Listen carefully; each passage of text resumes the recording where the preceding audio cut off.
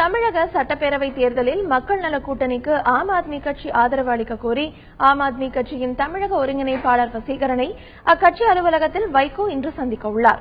இந்த சந்திப்பு குறித்து வசீகரனுடன் செய்தியாளர் ரத்னவேல் மேற்கொண்ட நேர்காணலை தற்பொழுது பார்க்கலாம்.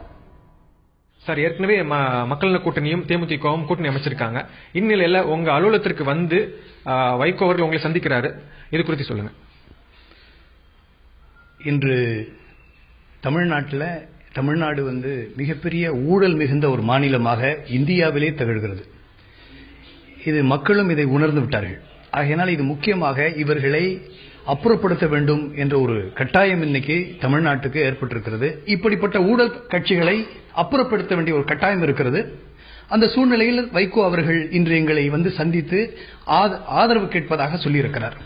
ஆகையினால் இவர் வந்ததற்கு பின்னால் அந்த என்ன சொல்லுகிறார் என்பதை வந்ததற்கு பின்னால் தெரிந்ததற்கு பின்னால் நாங்கள் இதை டெல்லியில் உள்ள எங்களுடைய தலைமையுடன் நாங்கள் கலந்து ஆலோசித்து பின்னர் தான் முடிவு சொல்வோம்.